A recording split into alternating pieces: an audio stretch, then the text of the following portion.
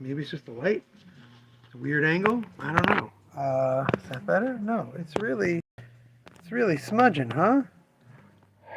How's that? Very classy, right? Anyway, that looks a little better.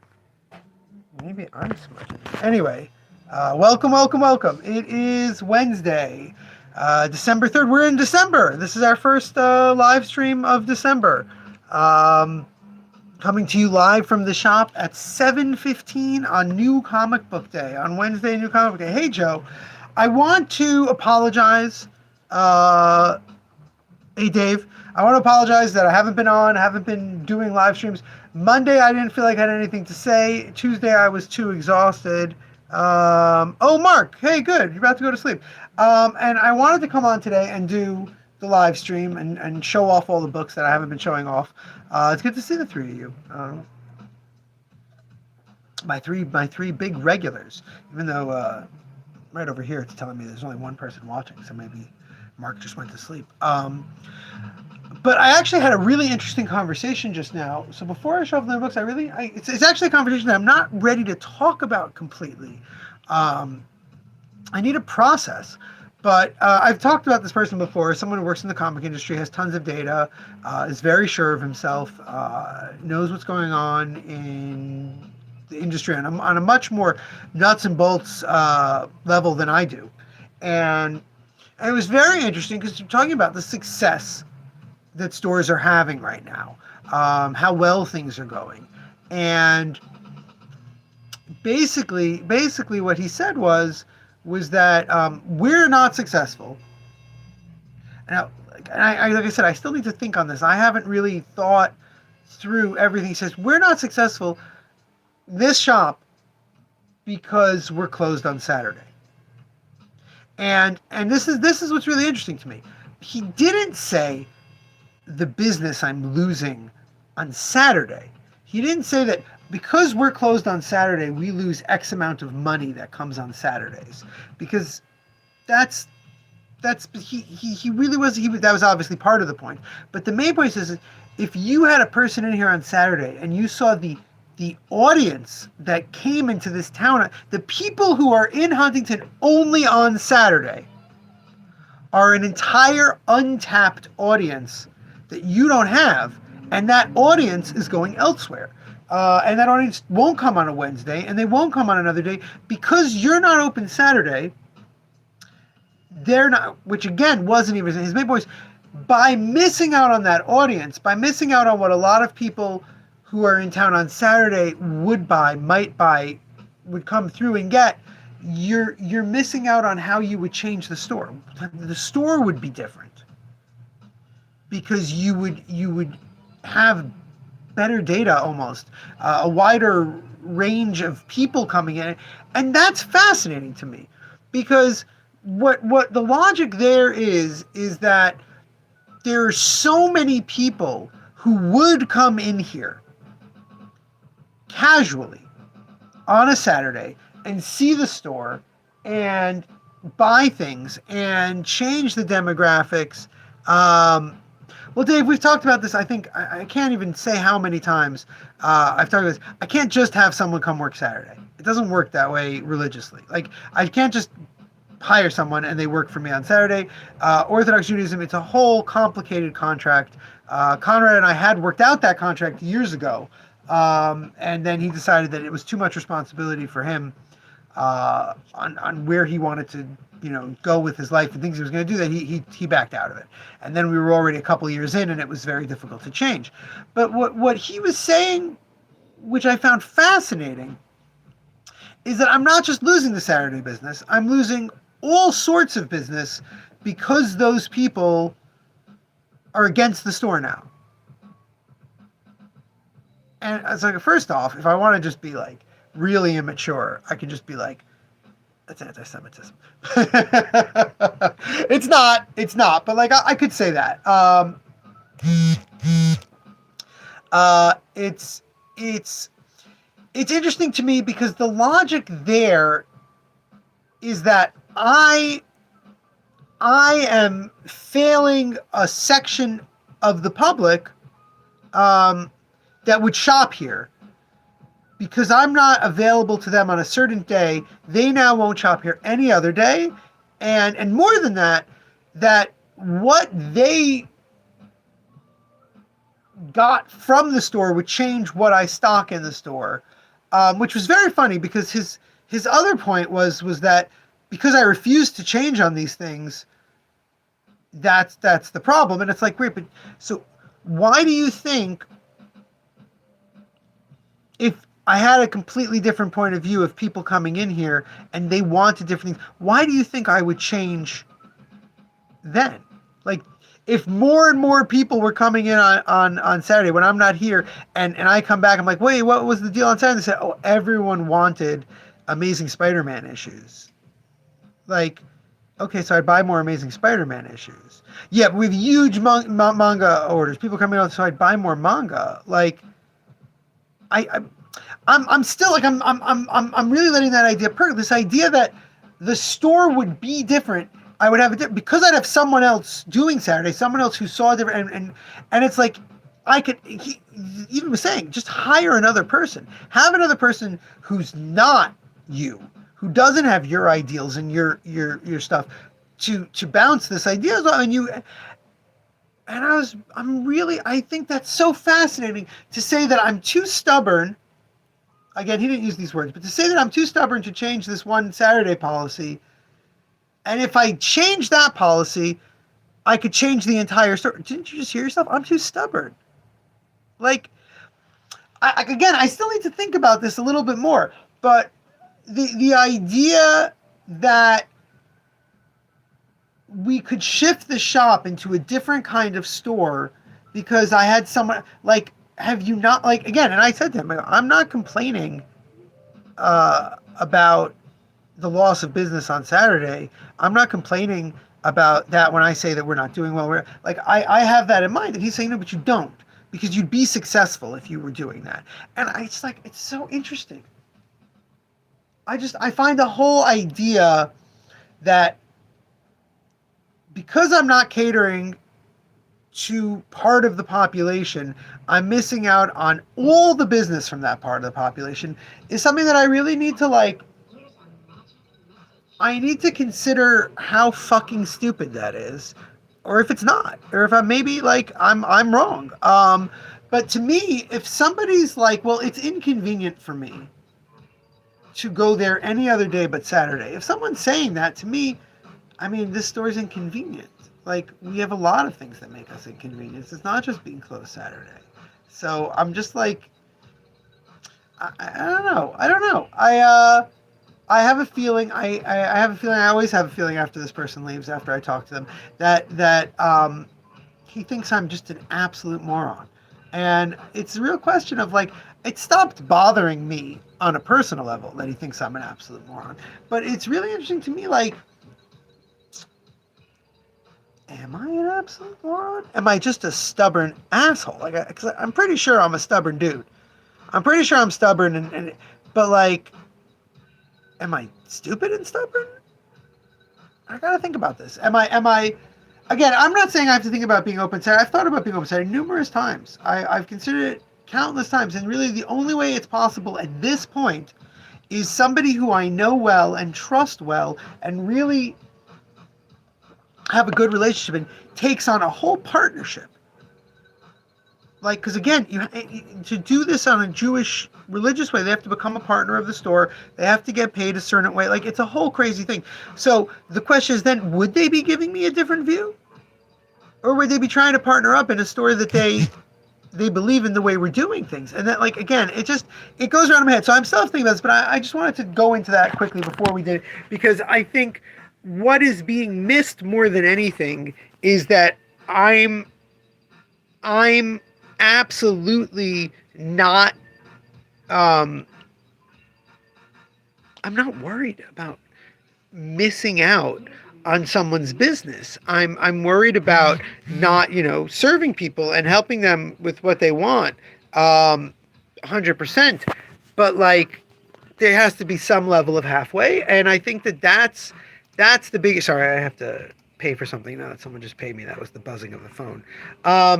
That's the thing that hurts, because it's like I just can't be in business and have these ideals. That's what I'm basically being told. Not the religious ideals, because again, I could be open on Saturday.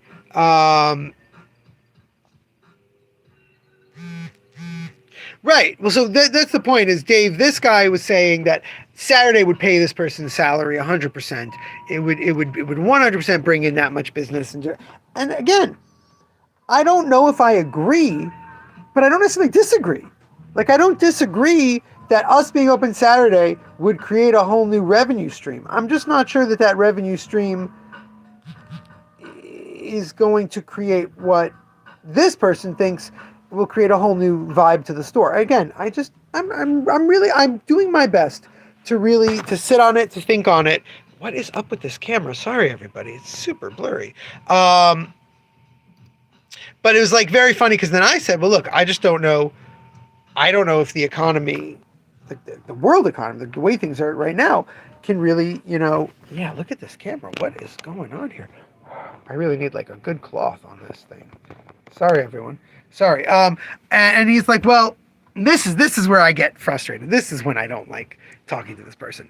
He goes, well, other people are doing great in the current economy.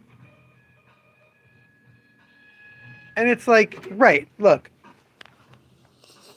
I don't mean, could I start selling different things and change the store and make it a whole nother thing and be successful? I absolutely could. I could absolutely refocus what we forget even being open Saturday.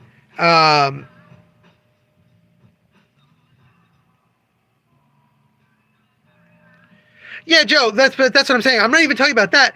It's just that, like, the stores that he's talking about that are very successful and do well, they are a kind of comic shop that I don't want to be. So it becomes a whole nother level of like, you're right. I could be a successful comic shop. Forget Saturdays. Let's forget Saturdays. Let's pretend we didn't talk about Saturdays. I could be a successful comic shop if I took a step back and I let someone else make the decisions about what we stock, what we carry, and how we do things. And I don't think he's wrong. I'm just not sure that's going to happen. I'm not sure I can do that at this point from a mental standpoint. I'm not sure I want to do that. Because like I keep telling people, I'm not worried about like my own financial standings if we shut this store down. Like I'm really not. Like Dave, I've heard about these stores that are open only on the weekends, comic shops. I don't get it either. I will be fine. If I was worried completely just about my own financial well-being, the store would be different. So yeah, when I say I don't know if the economy can handle supporting a place that's about the growth of a medium and the beauty of a medium and all that stuff. So anyway, like I said, I still have to think over this stuff. I thought I'd share it with the live stream first because those are my people.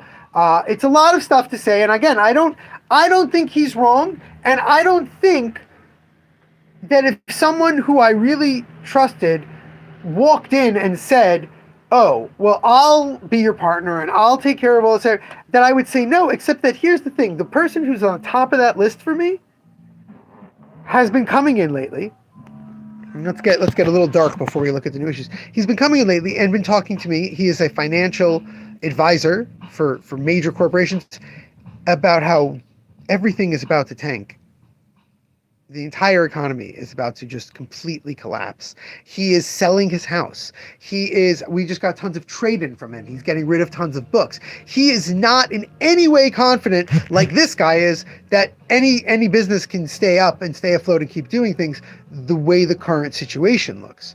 So if the person who I trust and I would give the keys to the business is being like, oh, dude, I don't know if anyone should have a business right now. Anyway. One last thing, I want to look at the new single issues, I want to look at the new books, but if you look at the picture that I posted for today's stream, you're now 15 minutes in watching it, if you watched it later, and you're wondering why is the Batman from Absolute Batman Arc M up there.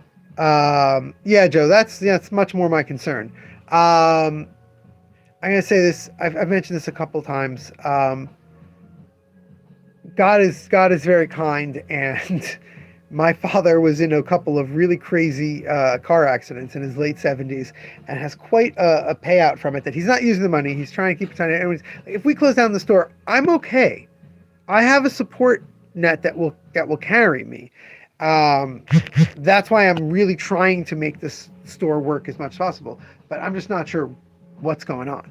Anyway, Batman, Absolute Batman, Arc M. Josh Hickson, our boy Josh Hickson, who has given, I've got a Cerebus from Josh. Where's the Cerebus? Here's Josh's Cerebus. Let's look at that. Our boy Josh Hickson, who even gifted me with the Cerebus. My boy Josh Hickson, if you know Josh, you know he's been shopping here for years. We sold his first self-published books, but he is the artist. There's his Frazetta style picture for Tony that he did for a Frazetta book for Tony. But yeah, Josh is the artist on Absolute Batman Arc M that is coming out the first week of January. January 7th is the release date on that. And we have just confirmed with Josh that January 8th, Josh will be coming here and signing Absolute Batman Arc M issues, as well as other books by him. We're going to stock up on The Deviant, which he just did with James Tynion. We're going to stock up on his Children of the Woods, which he did with our good friend Joe Ciano, who actually lives around the corner. Joe will be here to sign Children of the Woods with him. And I think it's going to be a really lovely little kickoff to the year. Absolute Batman signing. I'm going to try and get flyers made up to give out during the clearance sale. But yeah, spread the word. We're going to have Absolute Batman Arc M heavily. All right, speaking of Batman, we've got Night Fight #2, second issue of the Batman KO book. We've got Superman vs. Captain Atom, the All Fight Month KO. This is a one-shot. I believe it's a one-shot. It says round 1, but I think that's for KO books to be... I'm going to double check. Yeah, it doesn't have issue 2 listed. Tournament continues. Yeah, so as far as I know, this is a one-shot. Batman and Captain Atom fight. Beautiful Sanford Green variant cover for that one. We've got Christmas with the Superheroes, reprinted from the 70s, maybe 81? I think this is 70s. DC, wonderful, bizarre little book. It's got Airwave in it. Detective Comics, number 66. So that's Batman, still in the 40s, I believe. Maybe, might even still be the 30s, but I think it's the 40s. First appearance of Two-Face. We've got Batman #1, Matt Fraction's Batman, back in print. Third printed, Nick Dragotta cover. We got #4, the new issue of the current Batman. We've got a wonderful zine by George Bailey, Catherine Wheel. Wonderful little weird book. Fun little fantasy. We've got Hulk Smash Everything. This is Ryan North's sequel to Thing vs. the Marvel Universe, which were all single page or double page spreads by McGinnis.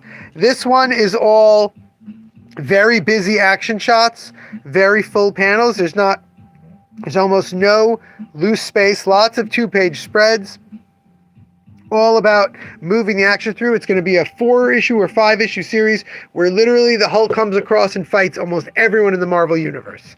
We've got Philip Kennedy Johnson, Daniel Warren Johnson, Philip Johnson Kennedy, what's this?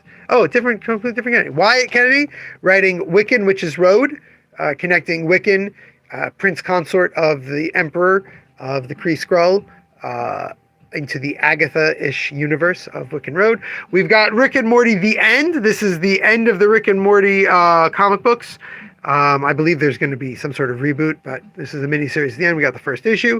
We got loads of copies of The New Criminal. This actually is a 1 in 10 variant I want to move. Marcos Martin cover. Wonderful New Criminal. Criminal's about to be a show on Amazon. I'm going to push this heavily, tell everyone to read it.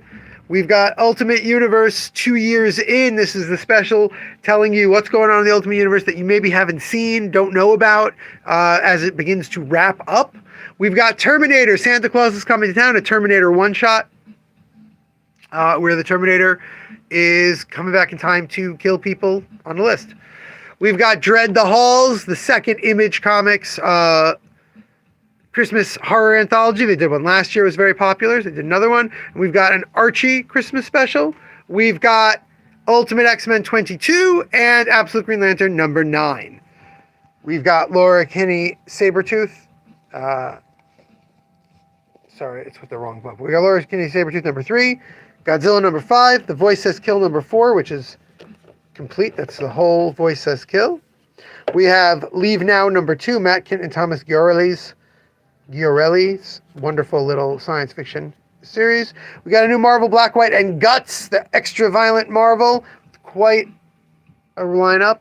We've got the latest issue of Teen Titans Go. We've got the last issue, I believe, of Birds of Prey. It maybe is going to 30, but I think 28 is the end. Look at that beautiful, adorable cover. We've got Doctor Who, Prison Paradox number 2. We've got Fantastic Four number 6. Very fun issue of Fantastic Four. Really just a lot of fun. We got Gotham Academy 3, Murder Podcast 3, Orphan of the Five Beasts 3, Poison Ivy 39, which is amuse-bouche, quite an interesting book by the original creative team on it. Spider-Man Homeroom Heroes 4. It's been a few months since we had Spider-Man Homeroom Heroes 3, but here it is. We've got Vampirella number 7, or 682, and we've got Venom 252, and quite a wonderful variant cover on that one. Okay, what new books do you have? I hope you're all thinking about what I was talking about earlier about this conversation, because there's a lot. I think there's a lot to think about. We've got Banana Sewell issue 2. I just took one of these home. I'm a big fan. I enjoyed the first one very much. This is the artist, Son Laville, of Last Man, doing his ode to shonen, sports shonens. It's quite wonderful. We got the second volume of Nana. I've only got one on the shelf, more on order. We've got Phantom Busters Volume 1, which we were late on. We've got the new Baby Mouse flip book, 2 books in 1 in the Baby Mouse world. Sonic Prime 2, Initial D8, Slices of Life. This is a gorgeous anthology by one creator that sort of all end up connecting into a beautiful... Oh, Doc, you got to go back. You're going to love the earlier conversation. You would have really enjoyed getting in on it. I couldn't resist this title. I'm sorry. I couldn't. I don't know what it's about. I read basically this, same as you. I looked at 2 pages of the art. It's not terrible, but I couldn't resist. Like, look at this name. Come on, Doc. Right? You want that. We've got Manara's Perils of Giuseppe Bergman. They're finally doing Manara's Giuseppe Bergman stories as part of the Fantagraphics, what do they call it? Signature Edition library. Manara Library. Beautiful. We got the latest Sonic. We've got Teenage Mutant Ninja Turtles, the movie, the comic. For those of you who don't know, when they made the Teenage Mutant Ninja Turtles movie in 1990, Eastman and Laird made the deal that they had to be the ones making the comic, and they made the comic in the style of the original Turtles, not the cartoon, and it's a real trip. We've got Planets, Volume 2. So this is the plastic wrap manga, but it is not plastic wrap for the same reasons as the other one. This is one of the great science fiction epics. First hardcover came out 2 months ago, and now the second. Speaking of great epics, we have Johann Sfar, the great Johann Sfar of The Rabbi's Cat, and many other wonderful books, and the famed Tony Sandoval working together. The Dragons of Paris. This came out like 3 or 4 years ago in France, and is now finally available in English. We've got a soft cover of Hilda and Twig Hide from the Rain. We've got Petra Cherie, Ettolio Mezzucelli. He's an Italian creator, doing a whole bunch of amazing tales about Europe. Back. Joe Bourbon was an artist who just made his own little weirdo comics on a mimeograph machine for a few years, and really are like nothing else you've ever seen comic-wise. I couldn't resist one copy for the holidays.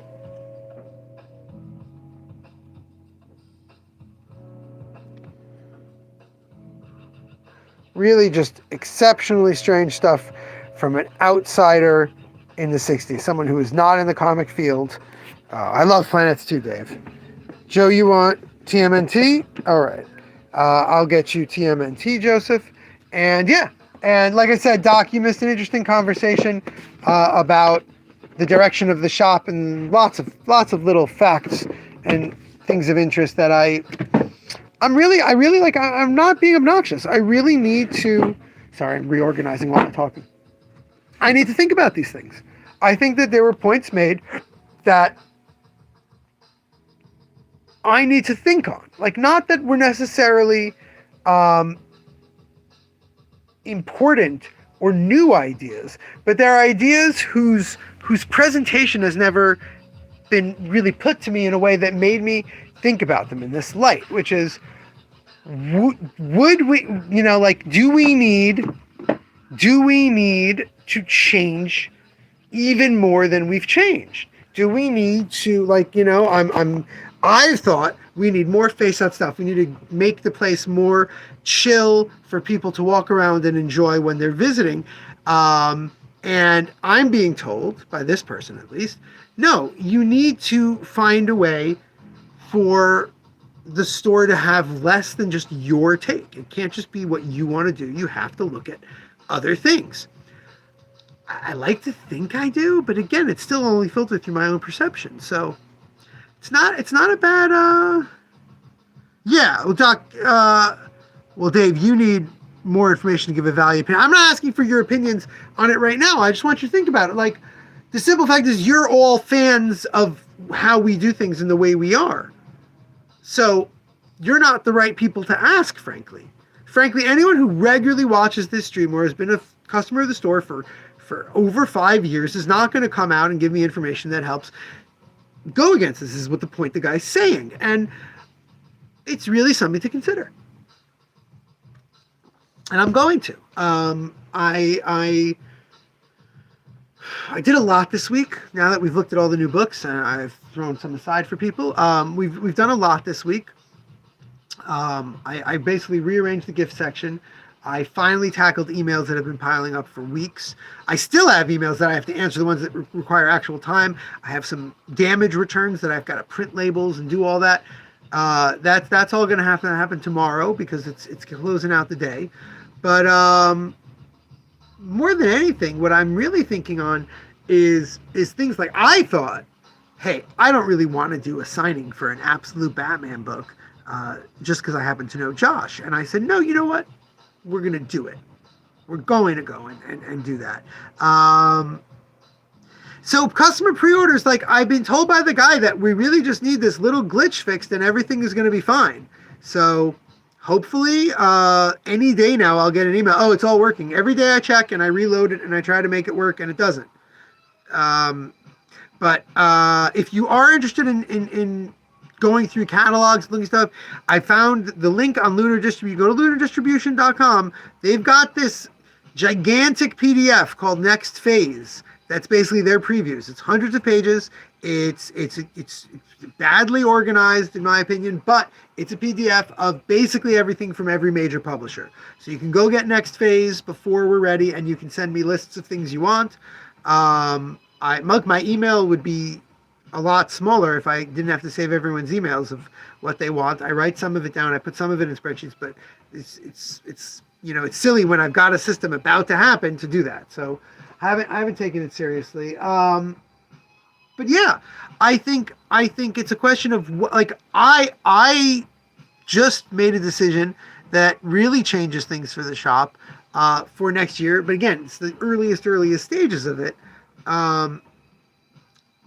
And I'm thinking, well, based on what this guy's saying, is it a decision that's different or new for the shop since it's all from my own brain? It's like it's a slop list, blah, blah. You know what I'm trying to say. It's all from my own perspective. So who knows if it's really as wide as I think it is? And it's fascinating. I think it's definitely something that I have to sit with. I know that they're making new decisions that are in a different direction for next year, but there's still a direction I want to go in. So the question is, am I comfortable going in directions I don't want to go in? I've been thinking about the game store, right? Everyone, Main Street Board Game Cafe. I've been talking about it. They opened just right before the pandemic, by less than a year before the pandemic. So we talked about them on the live stream a lot. They're about to open their second shop in a different town. because they're very successful. They're part of the reason they're very successful is their willingness to adjust what people want. They don't carry Lorcana cards heavily anymore because they sell so badly. Even though I was buying all my Lorcana cards there for my kids, it just doesn't move well enough for them. They don't carry Pokemon boxes and sets so much because they've become impossible to get, but they get the new packs. They don't host D&D. Like, they have different things that they've done over the years that they've learned from the data and just sheared away from doing. And, you know, have I not done that well enough? I think I have, but I'm being told, right, but you shearing away from data, you're moving away from data based on a whole slew of people who you don't see. And that data would give you a different direction. Yeah. Anyway, I'm going to head out. I'm going to start getting the shop ready to go. Joe, I'm going to pack up your stuff tomorrow along with all these returns because it's all going through UPS. So hopefully it'll go out Friday the latest. I would like to do another live stream tomorrow so we can at least get 3 in this week. But we'll see. The live stream is definitely something that's just, you know, Joe, I could just do a little video for Joe. All right, Dave, I'll see you soon. Doc, hopefully I'll see you soon. Feel free to start spreading the word. January 8th, Josh Hickson, artist in the Deviant, and Absolute Batman Arc M will be here signing Absolute Batman Arc M. Until hopefully tomorrow, remember, damn it, babies, you gotta be kind.